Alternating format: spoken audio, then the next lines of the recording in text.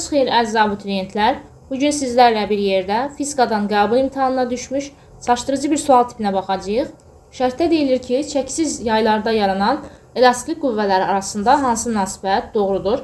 Fikir versəz, birinci yayımızın sərtlik əmsalı K1 bərabər K-dır, ikinci yayın sərtlik əmsalı K2 2K-dır.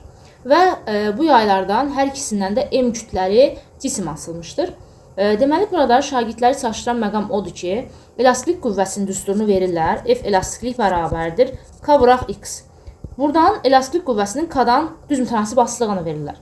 Olmaz belə. Niyə olmaz? Çünki burada gördüyünüz X-lar, yəni birinci yayın uzanması ilə ikinci yayın uzanması fərqli olacaq.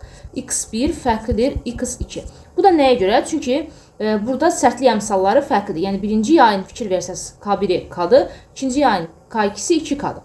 Bunlar fərqli olduğundan uzanmalar da fərqli olur. Yəni sən burada elastiklik qüvvəsinin K-dan asılılığını vermək istəyirsənsə, hökmən X sabit olmalıdır. Çünki sən artıq burada F elastikliyin K-dan asılılığını verəndə artıq X-in fərqli olmağını nəzərə almırsan artıq. Bu zaman səhvlik etmiş olursan. Bəs necə etməliyik? Fikir versəz, gördüyünüz kimi M kütləli cismə yer tərəfindən ağırlıq qüvvəsi təsir edir. mg qədər aşağıya doğru yönəlir.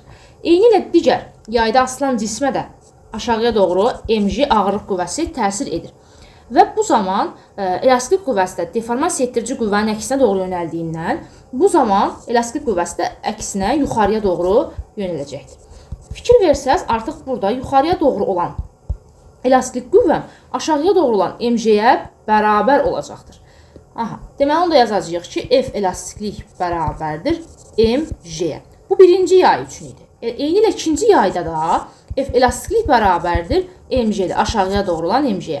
Kütlələr bərabərdir deyə elə hər iki cismə təsirin ağırlıq qüvvəsi də bərabərdir və deməli onda elastik qüvvələri də bərabərdir. Və gördüyümüz kimi elə düsturdan da aydındır. Deməli burada aydın olur ki, F1 bərabərdir F2-dir.